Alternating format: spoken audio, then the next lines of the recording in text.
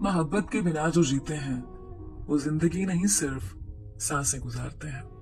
मोहब्बत वो आईना है जिसमें इंसान को अपना अक्स अपने महबूब में नजर आता है।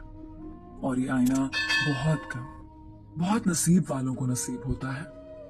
पहली मुलाकात, वो नकाब में थी, उसे रोज देखा करता था। वो सबसे अलग थी, उसने कभी किसी की जानिब नजर उठाकर नहीं देखा था। वो हमेशा नजर झुकाए रखती थी। दानिश की पहली नजर ही उसे घायल कर गई थी। दानिश ने नजर उठाकर देखा, सामने सनम थी। सनम की तरफ देखा, धड़कन बेतरतीब सी हुई। वो पास वाली कुर्सी पे आकर बैठ गई। उसने बिना किसी की तरफ देखे किताब खोली और सर झुकाए मुताला करने लगी। दानिश देख रहा था, उसकी बड़ी बड़ी पलकें, वो पलक झपकती तो यूं लगता चांद अपनी आगोश में सितारों को छुपाता हो। दानिश खामोश था। पहली नजर की मोहब्बत, पहली मोहब्बत, पहला इश्क या तो इंसान को फूलों में सजा लेता है या फिर मुकद्दर में कांटे भर देता है। दिन गुजरने लगे। दानिश खामोश मोहब्बत दिल में छुपाए उसे देखता रहा। फिर एक दिन उस पे ये राज भी खुला, सनम कुरान पाक की हाफिजा भी है।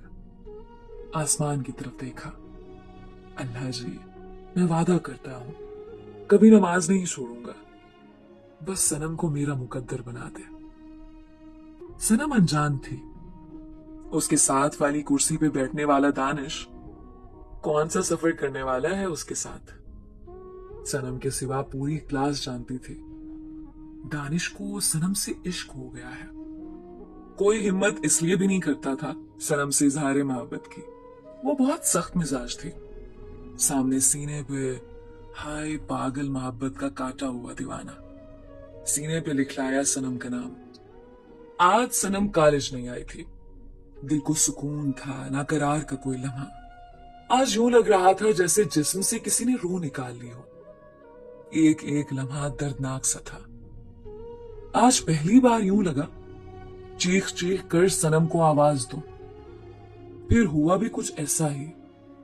जब महबूब के लिए तड़प बढ़ी तो कैंटीन के सामने खड़ा होकर चिल्लाने लगा, सनम देखो अपने दीवाने को, सिर्फ एक दिन दीदार नहीं हुआ और दिल ने तड़पा कर रख दिया मुझे।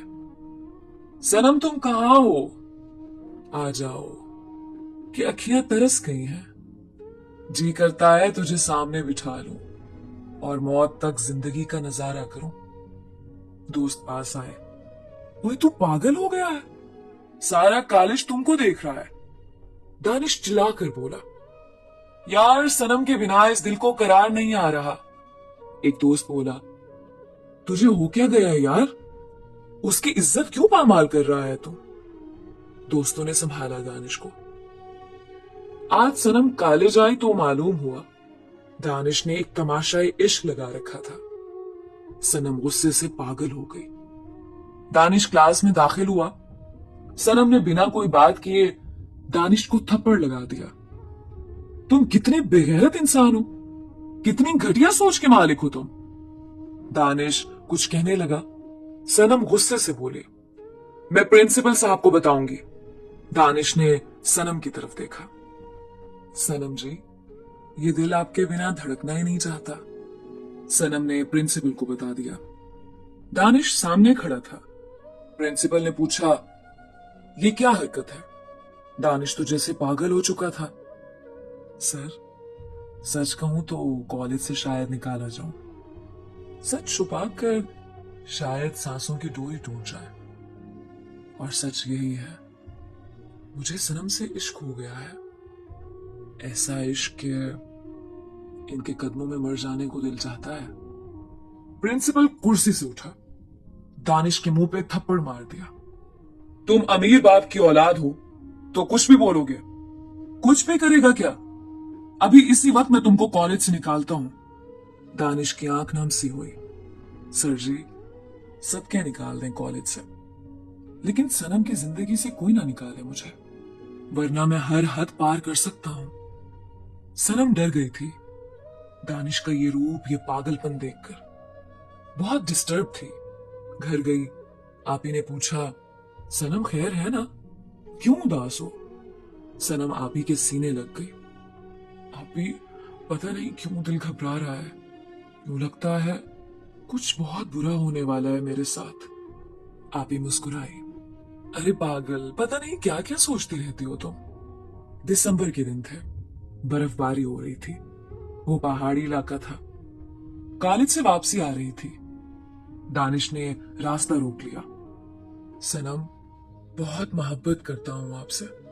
बाखुदा मैंने सिर्फ आपकी आंखें देखी हैं, आंखों पे मर मिटा हूं। आपका चेहरा खुदा जाने कितना हसीन होगा। सनम, मुझे आपसे निकाह करना है। बारिश बहुत तेज थी। सनम खामोशी से आगे बढ़ती रही।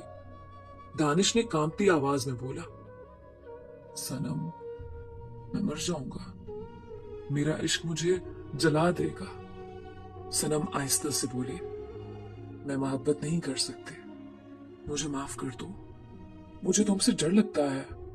दानिश की आंखें सुर्ख हो चुकी थी। सनम, जानता हूं मेरा तरीका गलत है, लेकिन मेरी